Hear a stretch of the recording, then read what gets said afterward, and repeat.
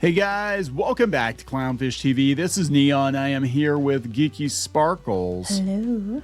And it's time for a daily dose of dismal Disney. Disney's going to have to pay millions of dollars for collecting data on kids on YouTube. Yes, and when I saw this, I was like, the irony is so strong because they were part of the apocalypse that caused the apocalypse. Yes. Because they were worried about child exploitation. The second one was. The first one, they didn't want to be associated with people who said bad things. But the next one was because they didn't want to be associated with, you know, the P word. Yeah. And you know, some of the things that were going on with kids channels. And no, that's not the P word. But they worked so hard to get a lot of the channels destroyed because they ended up getting demonetized because they were kids and you couldn't comment because they were kids. And then it turns out they themselves didn't obey the rules that they said they were so triggered by to begin with. Yeah, so we're going to talk about this because it's very ironic. And then we're going to talk about one of Disney's top lawyers suing them. Yeah, over discrimination, For discrimination. So, like, I would hate to have Disney's legal bill. Like, I can't imagine what they shell out every year in legal attorney fees and settlements and a lot of this stuff. It never comes to light because Disney has a habit of magically making their PR nightmares go away. Well, this was a settlement. This was a settlement as it was. It didn't go to court. They're settling basically in regards to the YouTube issue. And they'll be like, well, it was alleged. I'm like, if they're settling and giving money, it was more than alleged. Yeah, they didn't want it coming out that, oh my God, guys, you know, Disney's got data on your kids. We're scraping data on your children. So let's talk about this. Before we get into it any further, please subscribe for more pop culture news, views, and rants, guys. You'll get a woohoo if you do. Woohoo! And woohoo, we're over $10,000. And I have a pin design coming. Hopefully, maybe tomorrow we'll be able to post that. Geeky Sparkles Glow and Ghouls pin set, retro enamel pins on Kickstarter. These glow in the dark. She designed them herself. They're very cool. They're based on old, like, retro style pieces that you saw like at antique stores and things. Yeah, so she's really into the vintage Halloween stuff. You have a little over a week to back these. I think we're going to leave it open a little bit longer than that, but we can't guarantee you're going to get them in time for Halloween if you back it later. So check it out. Yeah, so this is coming from, well, everybody's talking about it. We'll go with Variety. Variety seems to have a pretty good write-up on it here. Disney's got to pay $10 million for collecting children's data on YouTube. I'm sure if they collected the data, they probably was worth more than $10 million.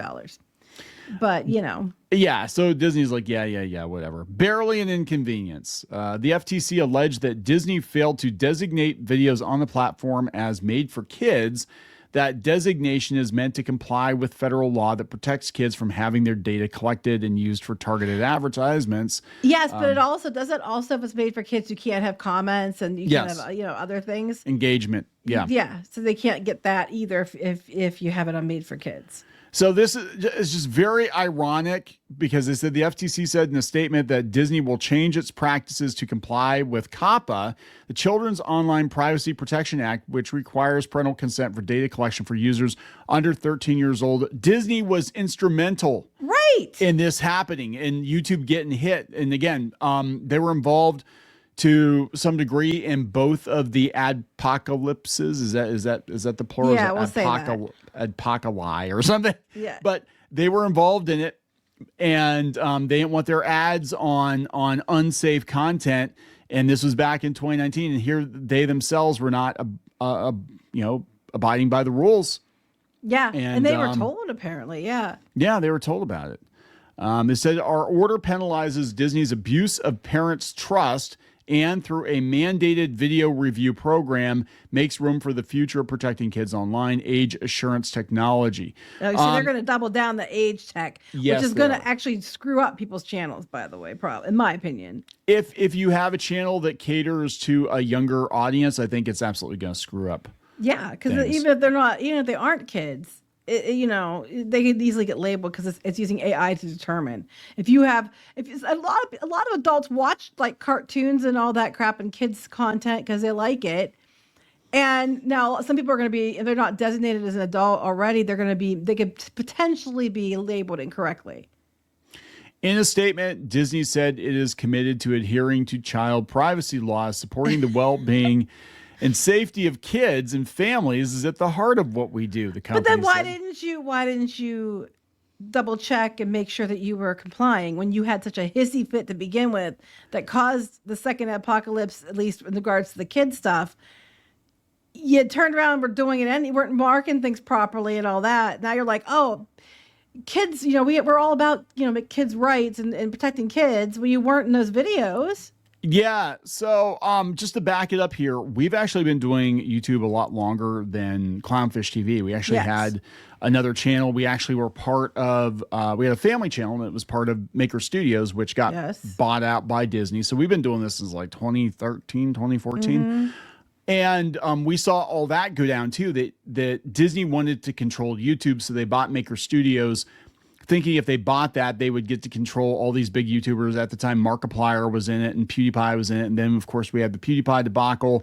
Right. That's what happened to the first apocalypse. Right. And that was partially because Disney was kind of freaking out like, oh, my God, we didn't know we bought a guy who says the N-word on air. And then by that, I mean Nazi, not the other N-word. Mm-hmm. But I was going to say, you better clarify that. Yeah. Anyway. And so they were like, oh my God, this stuff's not Disney friendly. It's like you bought, what did you buy exactly? They spent like $600-700 million on a network and they didn't own any of the content. It was basically, they thought they could control all these YouTubers. And so by proxy, they would control YouTube and it blew up in their faces.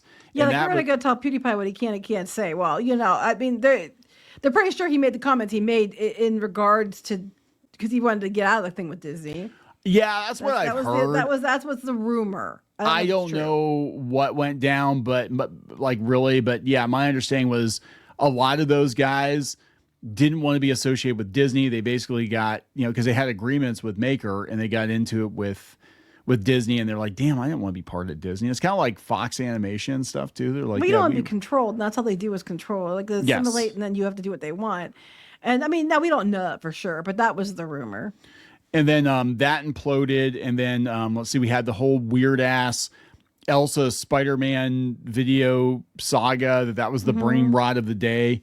All these kids were watching these Elsa and Anna videos, and they were getting increasingly creepy. Like you think it's starting out as just like, okay, this is some knockoff Flash animation. Then the next thing you know, like Elsa's getting her legs sawed off with a hacksaw, and the Joker's shitting eggs out of his ass and throwing them at Spider-Man. I'm like, what the hell is this?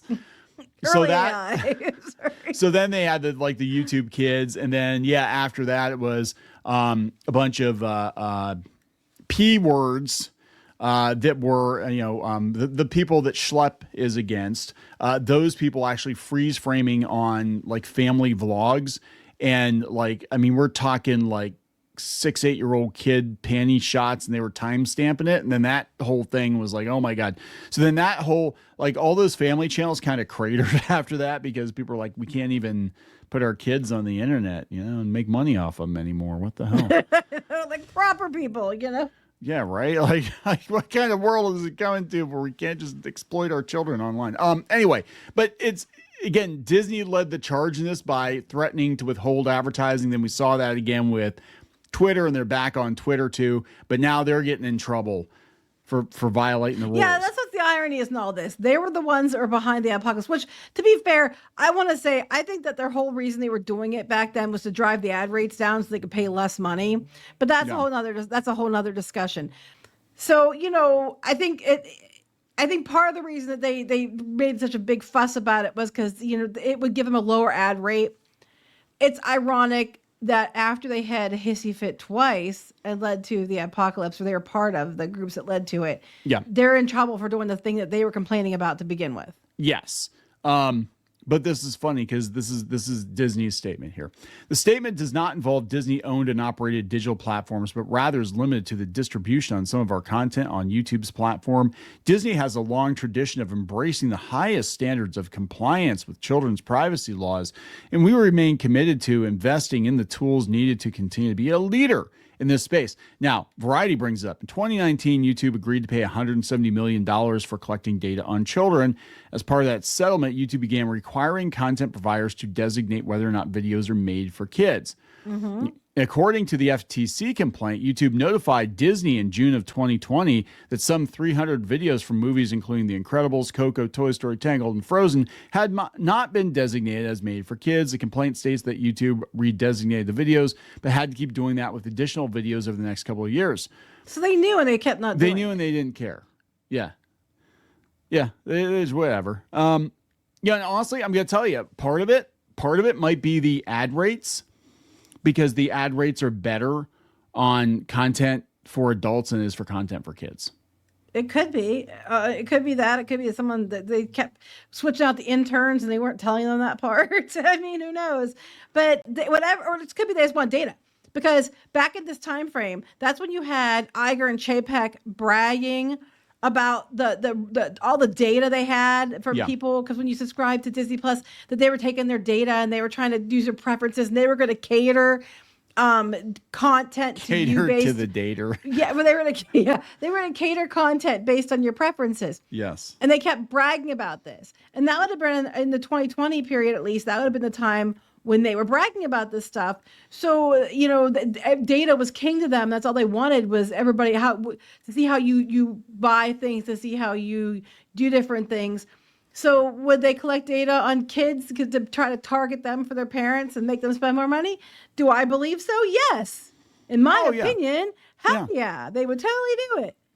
Yep. So according to the complaint, Disney's policy was designed at the channel level, but then they posted many child-oriented videos to its not made for kids channels, resulting in them being designated as not made for kids. But Disney's a huge company, right? You probably got like one person, well, probably one intern running the YouTube channel. And how hard is it to be like, I mean, we have to do it. We have to mark every damn video as kids or not kids. Obviously, our videos aren't fucking for kids fucking anyway, but you know what I'm saying? Like, it's not, There's some you have commas to, in there, I think. yeah, but you know what I'm saying? Like, you have to do this, and a company like Disney absolutely would. I mean, it has to be kind of a willful thing, because it's right there. When you upload the video, the option is right there. It's in your face. Well, it's interesting. They're saying Disney obtains a share of YouTube's ad revenue and its videos when you're putting these clips up. It's marked as being for everyone. Yeah. They're getting ad revenue, and they also sell advertising directly. But when they run these videos, they get paid. Yeah, and they said Disney's failure to accurately designate child-directed videos as made for kids results in YouTube collecting personal information and placing targeted advertisements on child-directed videos on Disney's behalf. So, I don't think this was noopsie-doopsie. I think you're right. I think it was about the data, but I also think they're like, oh, these kids were on our Disney channel, so we're going to target their parents or their whatever with a Disney vacation ad. Probably. Just like that's something they would do. Oh yeah, and this is like after they got rid of a lot of competition in the space because of the with the COPPA laws, or after they caused apocalypses to lower the prices to advertise. Yes, and yeah, so that was what this whole thing's about. They don't give a shit. I mean, I'm not saying they don't give a shit about kids, but this was all about them. They've since day one, Disney has wanted to like infiltrate and take over YouTube and get that audience, because they know that their Disney Channel audience is now on YouTube. Yeah, we've talked about that at length. People aren't watching Disney Channel. No. They're trying to boost Disney Channel back up. They like put Phineas and Ferb on it first. Some of these other movies, they're putting on it first, but they weren't watching it there. They're going to wait to Disney Plus or YouTube. Well, what happened too was I remember the Maker thing because like I said, we've been doing this a long time, longer than most people think we were doing it. But the Maker thing, they were actually plucking people from Maker Studios, like some of the family channels, not us, but some of the other family channels, and they were having them do like Disney Channel adjacent stuff. The bigger creators like Markiplier, they were trying to get him on Disney Channel. So this was all about like trying to get as much info as they can to market. And it's all like Disney Channel is basically the Pied Piper. The whole thing is about advertising Disney vacations. Yeah, pretty and much Disney to products. the parents. Yeah. To the kids. So it's really interesting that after all the stink they caused, they get busted doing it themselves. Yeah. I kind of love that. I think that is, I mean, $10 million to Disney is nothing. Yeah, it's not very much. But just the fact that they got called out for that after they're the ones that triggered the apocalypses, like multiple apocalypses, and they were heavily involved in it. I think it's absolutely brilliant that they get called out for violating the rules that they supposedly wanted, because really they didn't want those rules. They wanted other people to play by those rules, but they didn't want to have to play by the rules themselves. Well, yeah, rules for thee, but not for me. Rules for Mickey, but not for me. Yeah. Rules for Dickies, but not for Mickeys. rules for Dickies, but not for Mickeys. One more thing before we wrap this up. Yet another lawsuit. This is a former Disney attorney. Yeah.